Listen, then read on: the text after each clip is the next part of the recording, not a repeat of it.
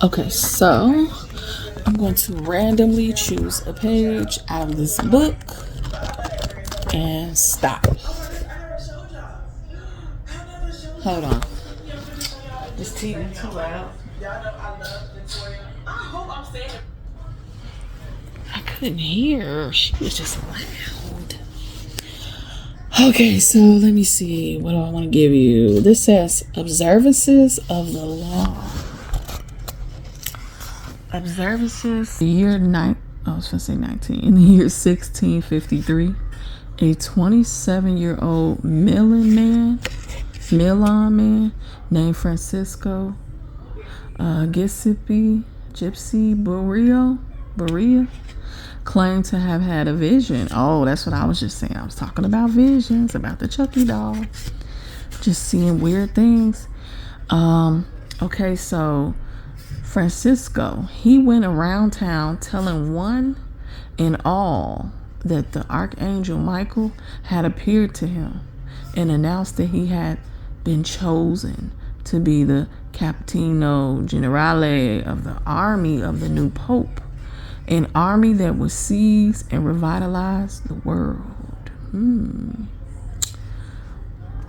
The Archangel had further revealed that Bori now had the power to see people's souls, and that he would soon discover the Philosopher's Stone, a long sought after substance that could change base metals into gold.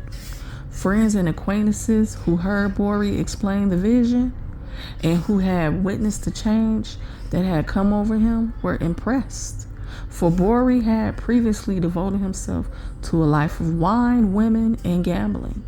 Now he gave all that up, plunging himself into the study of alchemy and talking only of mysticism and the occult. Ooh, that's interesting. So this guy, he was only 27 years old. Francisco Giuseppe Bori, that's his name. And he had visions. And that's something I always speak about, having a vision, right? Like he said, he went around the town. He was just telling people about Archangel Michael, and he saw an archangel. He saw Archangel Michael. He appeared in front of him, and that the Archangel Michael told him that he was chosen to be this leader, this army of the new Pope, and that he would seize and revitalize the world. So I'm just reaffirming what I just read. He explained his visions, and then he witnessed that, and who witnessed the change that had come over him. People who witnessed the change come over him, they were impressed.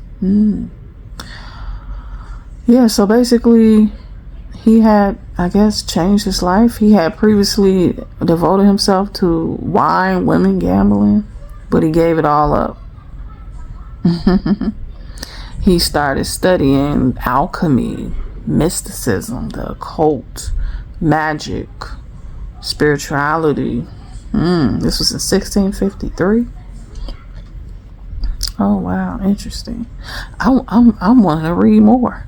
It says the transformation was so sudden and miraculous.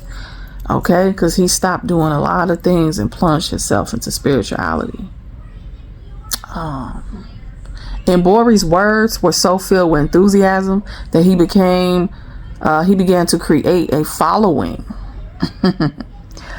Unfortunately, the Italian Inquisition began to notice him as well. So Italians, people start noticing him, right? Okay, every time I'm doing something, somebody's interrupting me and calling. Like, I'm just getting to the point. I'm just stressed out. Okay, it said that the Italians started to notice Bori as well. And they prosecuted anyone who delved into the occult. So he left Italy and began to wander Europe, from Australia to Holland, telling one and all that to those who follow me, all joy shall be granted. So this is what Bori told the people at the age of 27. He said, to those who follow me, all joy shall be granted. Wherever Bori stayed, he attracted followers. His method was simple. He spoke of his visions, which had grown more and more elaborate, and offered to look into the soul of anyone who believed him, and they were many. Seemingly in a trance, he would stare at his new follower for several minutes, then claim to have seen the person's soul, decree of enlightenment and potential for spiritual greatness. If what he saw showed promise, he would add the person to his growing order of disciples. An honor indeed. So this guy here, Francisco Giuseppe Bori, he was young with the gift of vision. Archangel Michael gave him. He's basically a chosen one. Okay, he was chosen to have a gift of mysticism, the occult, having these visions, and he would tell people that he's able to look into their soul. He'd stare at these people and like pretty much read their aura and read all about them, right? And if he saw promise, he'd tell them. But I'm gonna read further into this once because I'm more intrigued about what's gonna happen next. Should I keep going? I'm gonna go a little further, just one more little paragraph, right? Because it looked like it's something else I need to read. But the cult, right? The cult had 6 degrees into which the disciples were assigned according to what Bori had glimpsed in their souls. With work and total devotion to the cult, they could graduate to a higher degree. Sound like masonry to me or something. But Bori, whom they call him His Excellency. What a name, His Excellency. And universal doctor. He demanded from the strictest vows of poverty. Yep. So all the goods and monies they possess had to be turned over to him. But they did not mind handing over their property.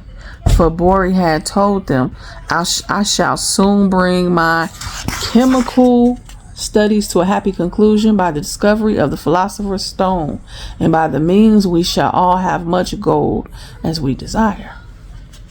So basically, this guy Bori, he would take all the monies and goods, okay, from people, and he basically prayed over it.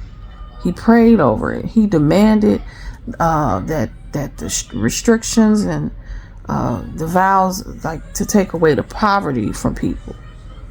Okay, something like that. So basically, these people entrusted in him. They called him His Excellency. They called him the Universal Doctor. They trusted in Bori. They trusted in him, and they gave him all their goods and money and finances. And he basically, because he had the gift of being chosen to have this magistry, he was able to turn the poverty into wealth. So he turned everything to gold because he had the philosopher's stone.